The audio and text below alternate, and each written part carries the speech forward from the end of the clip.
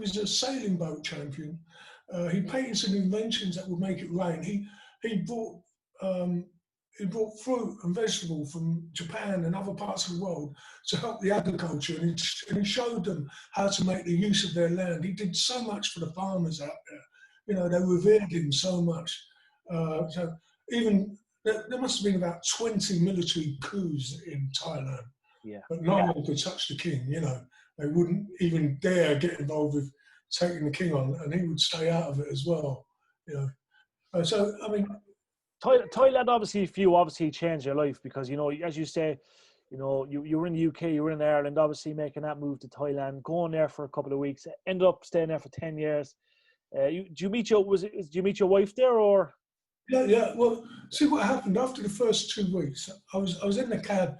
They had a little party around the swimming pool for me and all that, and there was Joycey and Brian and all the lads, and we had a good old drink up, and then. Going back to the airport, I was halfway there to Bangkok, and I thought, but I like it here. Why am I going back? I've got no, you know, I'm a free agent. You know, the kids are grown up. My missus. I'm single. You know, there's no reason I do have to go home. I realised that, and I said to the cab driver, I said, turn around. And he went, what? I said, turn around, go back. And he turned back to the hotel. And when I got there, my friend Joycey, who was the only one still left from the party, still sitting by the swimming pool, right? And I came back and he went, Pat, you're back, like that. And he ran up towards me and he picked me up over his head like that and threw me in the swimming pool. I still had my passport in my back pocket. And one of the residents, he put my passport under a hairdryer like, and saved my bacon, you know. And I didn't come back for 10 years. I came back every now and again, you know, seeing the family, was growing up. And in one period while I was there, the thing I liked about Thailand is I didn't get recognised too much. You know, and if they did, they wouldn't believe that I was out there. You know, so they thought, no, it looks like him, sounds like him, but no, he wouldn't be in this bar, like, you know. Yeah. So I didn't mind being asked my autograph and all that, believe you me. You know, it's easy to be nice. But it was nice not to have it. I felt like this was a breath of fresh air in a way, you know, that I can actually have a bit of real privacy, you know. And I didn't do any acting work while I was there because I didn't want to go, you know, the life out there was cheap and simple. Yeah. You know, I was enjoying it. But a friend of mine who's going up to Bangkok, and he was an extra in movies. God bless him, he's passed away now, Peter, and he was going, yeah, I was in that Superman, I was in Batman, yeah, I've done Batman. He's done everything. But you blinked, you missed him, you know. An extra. But he was going up for a role in a movie called Vikingdom. And he said to me, Pat, can you do me a favour? I'm going up to this audition. I want you to just help me along. Can you come up with me? Give me a few tips and all that. So, okay, yeah. Day in Bangkok. So I went up with him. And he sat down and he was being auditioned by this guy over the camera, like, you know. And I was watching, I could see it wasn't going too well. And I stepped in and I said to the cameraman, could you hold on just a second, please? And I said, Peter, I said, keep still, stop moving, stop waving your arms, you know, and just, you know, down a bit. And I turned to the cameraman, I said the same thing, I said, could you keep a bit still as well? Because you're frightening the life out of him. Right, let's get this on tape. I went, all right. And while I was doing this, a lady came over and said, who is that guy? And she came over to me and said, excuse me, can I ask who you are? And I said, well, my name's Pat. I'm sorry. I said, but I'm just helping my friend out. She said, oh, so what do you do then? I said, I'm an actor. I'm quite well known. Well, I'm very well known in England and Ireland and in Europe.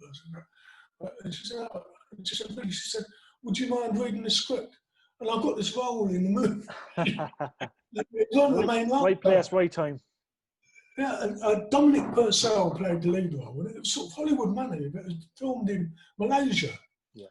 And they said, would you do this? I said, I'll do it on the condition that if there's any breaks in filming, you fly me back to Thailand. Right, because I like it in Thailand, you know. So if they did my stuff, if there was a week off, they would fly me back and I'd have a week back in Thailand. I just loved it so much. It was just, so I said, no problem. And as I say, Dominic Purcell played the main man, King, and we had this giant of a man, God bless him, sorry, I can't remember his name, he played Thor, and Natasha Mouth, she played, the lady, there's always a woman that can There find is. with both. There is. And we had zombies in it, and Vikings and everything. And I mean, for the Malaysians, it was their first big adventure movie, uh, and first backing from Hollywood. And it was just fantastic. It was really great fun doing it. I mean, I wouldn't pay to watch it, Still but I awesome. mean, from their point of view, they loved it. Yeah. And a lot of people say they really enjoyed it. But for me, I'm just so super hypercritical of myself. When you've done some of the stuff I've done, it's not easy to say, yeah, that was all right. Because it's not me that set the standards. It's Fools and Horses, it's Scum, The Firm, the movies that I've been involved in. But I've just been lucky, not because of me, but being part of something that have turned out to be top notch. Scum, if you remember, Scum was about I watched Scum. We were in school, and our teacher, Mr. Granville, right, literally brought in the DVD Scum. Now, at the time, DVDs only came out, so we're talking probably 2001 maybe, right? And Mr. Granville, a legend, lads, sit down and watch this film Scum. And that's where I was like, look, it's Mickey Pearce. We obviously, you know what I mean, we knew who you were and stuff, but obviously that was a great time working on Scum. Well, let me show you a picture of me in Scum, right? Okay. I've worked out how to do this as a room, okay? I'm talking about it. But I put the picture of me in Scum with Ray Winston, for a little scene we did, just a picture. Yeah. And then I did a movie with Gary Oldman, The Firm, which was another cult movie in the UK, same director, and Alan Clark. And there's a picture of me as a wizard that I did in Vikingdom. So look, as I'm speaking, of course. Let's see if I can flick those on. This is the first time I've ever used this, so here we go. Right. Can you see that? I can indeed. Looks good. That's the wizard in Vikingdom. Very cool. Can you imagine anyone saying, hey, that's Mickey Pearce, Now, change a bit from there. This is Scum. It's me and Ray Winston. And it's 50 pence for a quid, he's saying to me, and that's it. And I'm going, I can't go with that. They'll cut my throat. It's 50 pence or nothing. And here we have, there's The Firm. There's me there to the right, I played Nunk, and there's Gary Oldman. And look in the background, there's that fellow out of Coronation Street. What was his name? The Northern Ireland lad, is it? That's it, yeah, I can't remember his name. My memory, I don't mean to be disrespectful, but No, he's Oh, there's me and Phil Daniels. Oh, Phil's a good man. This was at the convention, the Fools and Horses convention. Yeah. Because he played Grandad in Cod and Chips. Remember that? I do indeed, yeah. Rock and Chips or whatever. Yeah. So he came to our convention last year, and he was signing a lot of Quadrophenia stuff. We were both in that movie. Yeah. And we were both in Scum as well. I've worked with him so many times in Breaking Glass. He's a good guy, it says. He's a good guy. He was a lovely man. We go back, and this is probably one of my first films, right? Who is that? Who is that guy here? On the left, is it? Who's that? That's me on the left, right? But who's the guy on the right? Oliver Reed. Oliver Reed. Yeah, and in the middle, there's an actor called John Standing. Now, I'm going to take this off so you can see me again. Here's a picture of mum and baby before I go. This is my wife and my little baby. Oh, beautiful, Patrick. Beautiful. Yeah. Now back to boring old me. Okay. Good man. That's a good effect. That's exclusive, seeing stuff like that. I didn't know you could do that in Zoom. That's pretty cool. Well, I just did. Yeah, it's unreal. Yeah, use backgrounds. Good man. I love it. It took me about half an hour to set it up. I've got some pictures of my gallery, and it's quite easy to do, actually. Yeah, anyway, where was I? Yeah, that movie with Oliver Reed, Glenda Jackson was also in it, and that's one of my oldest filming movies. And the man in the middle was John Standing, the great English actor. I think he was actually a bit of royalty in him, you know. But he was in almost every day, you know, in the old movie days.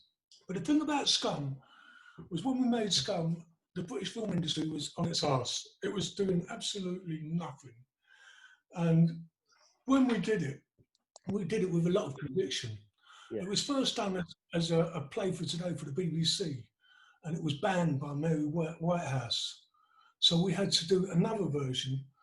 What happened, the director got the banned version, stole it from the BBC, and he did what you call the Wardour Street Shuffle. That's where all the film distributors are. Yeah. And he showed them the thing, and I said, do you want to make a movie out of this?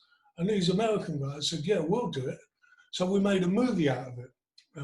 And then when the movie came out, it actually changed the law. They shut down the ball stores in England afterwards. It caused such a furor.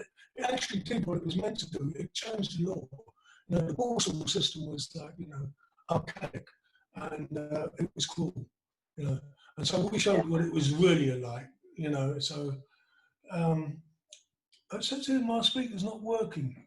Can you hear me? No, you're perfect. Yeah. It broke up for a second. Well, no, it's all good. It's all good. You're sounding crystal clear. I've got a little thing coming up in the corner. There's no, yeah. It's all good. Yeah, it's all good. So yeah, Scum changed the system of detention here. Borstal was very cruel, and there were a lot of suicides in the Borstal, and the government were hiding the fact, which is why they banned it in the first place. Yeah. But when we brought it out the second time, it couldn't be hidden, and so you know they made it. I mean, it's never going to be a holiday camp. I love the fact that we were doing this film because in my day when I was a young teenager, it was quite, you know, I come from New Cross, you know, next door to Peckham, but I actually come from Only Fools and Horses Land. In my day, it was quite fashionable to get in trouble with the law, and you know, someone said, if someone went, you know, I said, what about if you get nicked, if you go to prison? I said, so what? I've heard all about it. It's a holiday camp. Now, Scum showed you that it's not a holiday camp. Don't do it because, you know, this is the time. Don't do the crime because it ain't worth the time. You know, when you see how bad it was, and there were lots of suicides, kids couldn't cope with it, you know. Yeah. So Scum was important. And then everyone started looking at British cinema industry again. And they did versions of Scum in the American version, and they started investing again.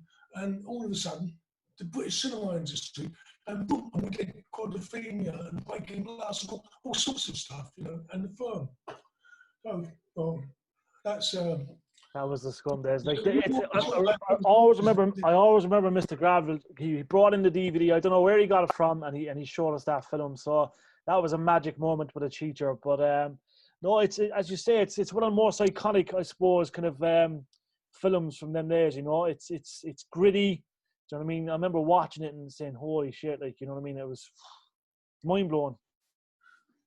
You know what? Listening to you, your speaker's on. Can you hear me? Yeah. Okay. Listening to you and your accent, I'll never forget. I did a play at the Sheffield Crucible with Julie Waters. Remember Julie Waters? Yeah. And she played a lady from Cork who was working in Sheffield Steel Factory. And she got the accent, just like yours, absolutely off to a T. She was such a professional, you know, and it was like amazing how she, you know, I played a young coal miner from Sweden who didn't want to go into the business, a bit like Billy Elliot sort of thing, you know. Yeah. I've done a lot. I've done a lot of theatre in my time.